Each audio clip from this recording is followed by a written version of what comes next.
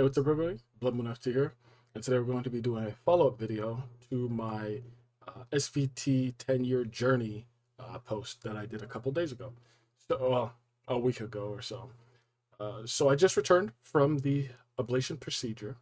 As you can tell, it's a little bit dark out, so it's a little dark in here. I have a lamp on, so it's a little bright. Um, but I'll basically walk you guys through what happened with me, and hopefully this will help anyone who's maybe a little anxious about it. Obviously, this is day one. I don't fully know how the recovery process is going to be, but so far, I have no regrets. So far, so good. I was very excited for it. 8 a.m., I go up into the hospital. They get me checked in. They take me back. They take me to the room where I switch into like the gown and everything. You guys know the deal if you've ever had a procedure before. I'm sitting there with my mom, chilling, waiting. Our nurse comes in. She does all, the questions, all that stuff, yada, yada, yada. She also comes in and she's like, yeah, we're going to shave you. And I'm like, ah, crap. So she gets me hooked up, all the needles and stuff in my arm, as you'd expect. And keep in mind, I'm like kind of rushing through things here. It took a lot longer, but I'm just getting to the main points. My parents stepped out of the room. She did the shaving. It was a really nice piece of equipment that she used to shave me too. I want to buy one myself. It was very nice, better than any clippers I've ever used. So yeah, she's like, they'll be in here ready soon to come get you. That was the really long wait afterwards. A guy comes out. He's like, I'm ready to take you. Gets me on the bed. Takes me to another patient area where there are like actual people already in their gowns ready to do the procedures. When I was waiting in my area, the lady next to me, to my left, poor thing, she had a kidney stone. So she was sitting there crying. She was in excruciating pain. She was coughing and gagging. She kept telling people she was going to throw up. That was really sad to listen to as well. And I also kind of covered my ears because I'm not the type of person who hears someone throw up and I want to throw up, but I just really don't like the sound. It sounds horrific. This is coming from a guy who hasn't thrown up in almost like more than a decade.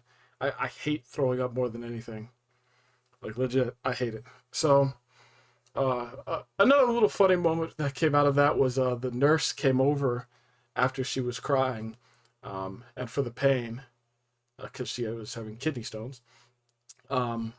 He was like, oh, this is fentanyl. It'll help you.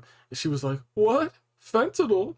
And the guy was like, don't worry. It's not the stuff off the street. Unfortunate that, that has to happen because God knows, nurses and doctors deal with fentanyl all the time and it's safe in a controlled area. But, yeah. Another nurse comes, takes me. He's like, we're ready. At this point, I'd already met with my doctor. She was like, hey, got any questions for me? I was like, I'm ready to do this. And I was like, oh, wait. I was like, I heard you like to show the pictures of your work afterwards to the patients. She was like, yes, absolutely. We will get you that after the procedure. And it was nice, too, because the nurse who shaved me, she had explained how this doctor is really, really good.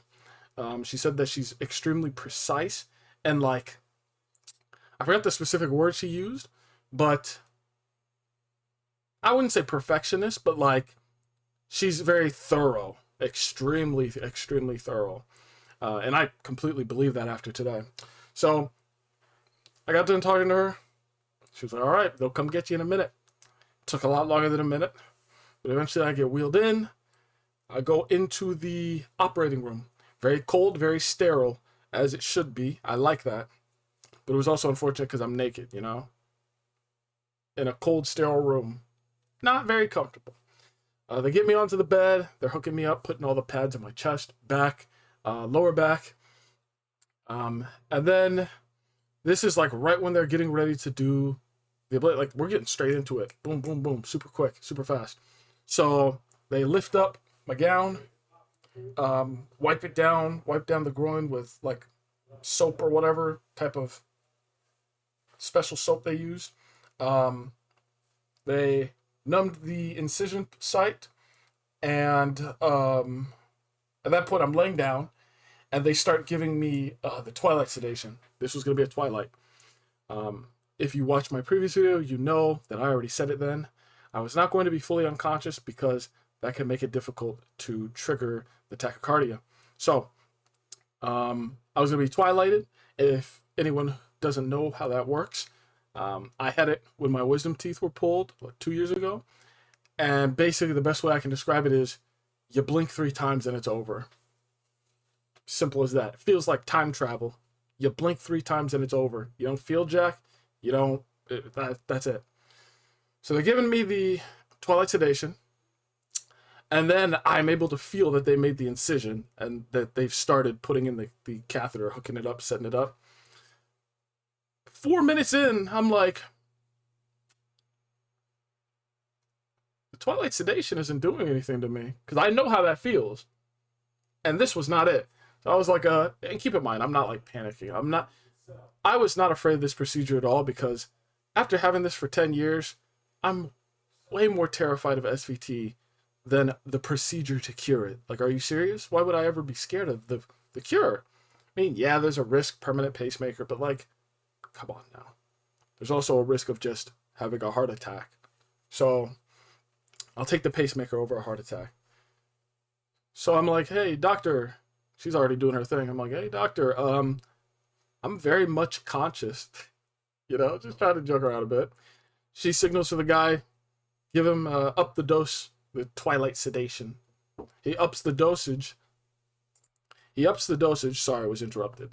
He ups the dosage, and I'm like, okay, all right. Guess I'm going to get knocked out sooner. I'm going to get that twilight feeling. A couple minutes later, I'm like, this isn't doing anything. I'm like, doctor, I'm still awake. I'm not twilighted.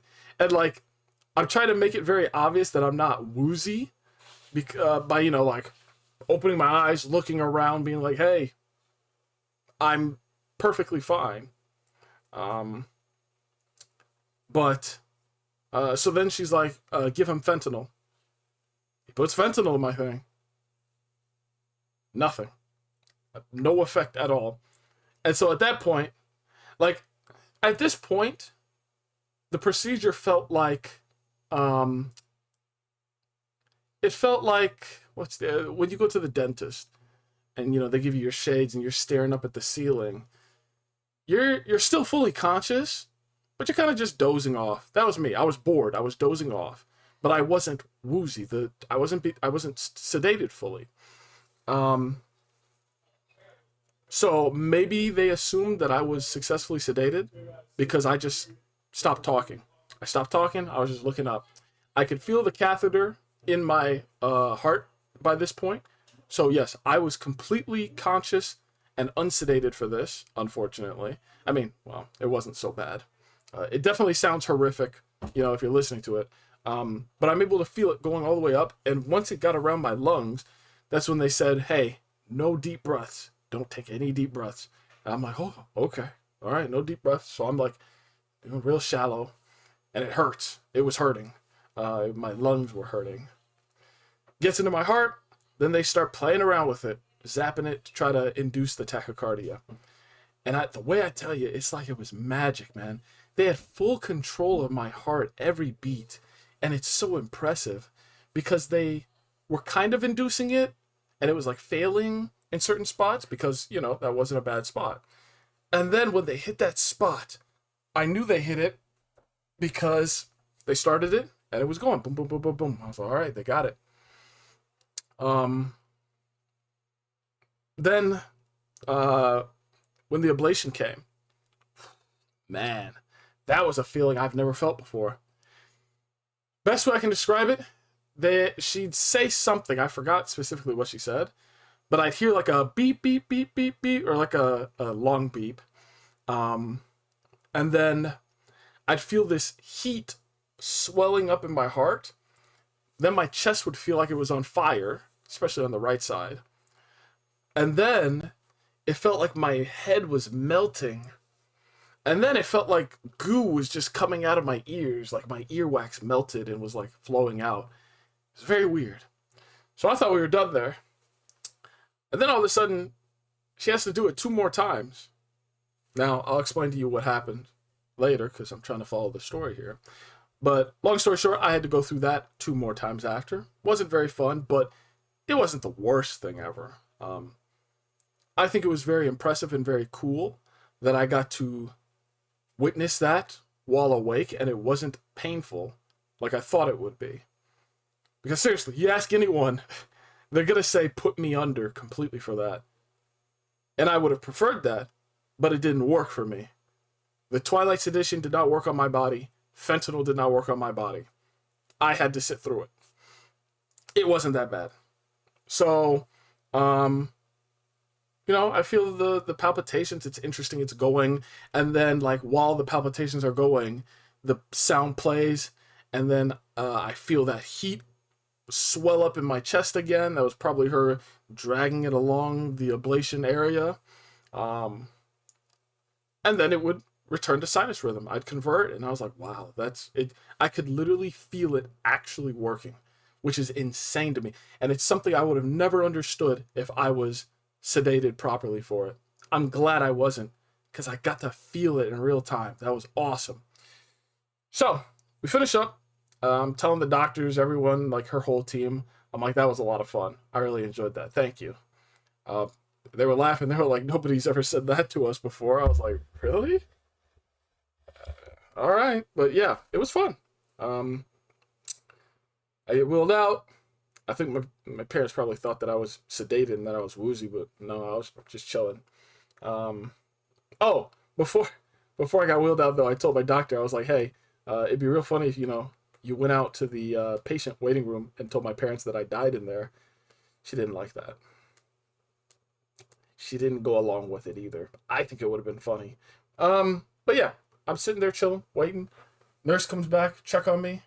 They have me lay on my back for 2 hours to prevent any pooling, clotting, stuff like that. After 2 hours, I can sit upwards for 1 hour. Neat. After that hour, the nurse took me. We went and walked a lap around the area. I could walk perfectly fine. No pain. And this is like still right now. 0 pain. No breathlessness. No discomfort at all. My pulse. My resting heart rate is around 80 to 90 right now. Normally it's around 70. So it definitely did go up. I've been prescribed anti-inflammatory medication as well as blood thinners that I will pick up tomorrow. And yeah, overall, it was a fantastic experience. The incision site is the only thing that I'm a little worried about right now, because I'm looking at it. It's quite a bit of blood. I hope the bleeding has stopped by now, but there's quite a bit of blood. But I'm pretty sure that was built up when I was already in the hospital. And if that was a problem then, I would have done something. But yeah. Oh, yeah, for the plot twist. She showed me the pictures. Sorry, had to burp. And in the pictures, there were 3 areas ablated. So she told me that once they ablated the spot for SVT, she noticed that I had AFib as well. I did not know about this. I had both. She ablated both areas, one for the SVT, and there were 2 spots for AFib. And this is where my praise comes in, because that's insane that she was able to pick up on that and notice that. And that's why it took longer. That's why I had to go through that burning 3 times. Because if she had just cured my SVT, I probably would have just died later down the road because of AFib. I didn't know. I had no clue. I was genuinely shocked when she said I had AFib as well. Truly incredible. This doctor, I have immense respect for her. Seriously. So, yeah. I'm going to be taking it easy for a couple weeks. I took 3 weeks off of work. Going to be healing for the most part. Going to be sleeping a lot. Right now, I'm not too tired. But I'm definitely going to pass out tonight for sure. Got myself a nice little fruit bowl. And, of course, got to rock with the naked smoothie. So yeah, my advice for anyone who suffers from SVT, AFib, anything. If you have an episode, get to the hospital ASAP. Hospital, ready care, urgent care, whatever those, you know, get to a place that can give you an EKG. There. Get that EKG. Make sure you have that EKG. Ask for a printout if you can. Take it to your general practitioner. Ask to be referred to a cardiologist. Take that copy to the cardiologist and show them, hey, I have this. So they know, hey, it's not anxiety. That was the big problem. They thought I had anxiety. I had SVT and AFib since I was 15. And they said it was anxiety. Make sure you are adamant that it is not anxiety, so you can begin the path of healing. Mind you, I'm 24 years old, so I think the healing process is going to be easier on me than others, older folks. But I really wish I had gotten this procedure done earlier, to be honest. So yeah, please make sure you get it caught. And also, do not hesitate. Get the procedure. I understand that a very scary part is the idea that you could be on a pacemaker for life. But trust me, most folks who end up needing that are older people who most likely already had, like, pre-existing health issues. If you are in your 20s or your 30s or younger, you're going to be fine. If you're in your 40s, you're going to be fine. All right? Don't be scared of it. Because let me tell you something. SVT, AFib, it's a disease. And it will only continue to get worse as time goes on. Better to just nip it in the bud immediately than suffer taking freaking beta blockers and stuff like that. You don't want to do that. Don't do it. Just go for it. If you're nervous, don't be. Easier said than done. Please just do it. All right? You won't regret it. I may be out of the woods because, it's over now and I'm here. I made it. But I still have to get through the recovery process. And that's all on me. If something goes wrong, that is my fault and mine alone. Please just go through with it. It will help your quality of life so much. Seriously. But yeah. Thanks to everyone who tuned in. I hope you enjoyed. Anyone who's suffering, I feel you. I'm with you. I think I'm cured, but I'm still in this state of like, wow, this is really surreal. Obviously I'm not going to try to trigger it, I'm not going to try to trigger by SVT. That'd be absolutely insane. No way. But yeah, please go for it. I hate hearing about people who have SVT or AFib and they're just so scared to get this procedure. Get the procedure. It's so worth it. I can already say that. And I will make a follow-up video in like 3 months when I'm supposedly fully healed. All right? So yeah. Do it for yourself. Do it for your friends and family. It'll make things a lot easier on you. Thanks everyone who tuned in. I hope you enjoyed. Take it easy. Take care of your hearts.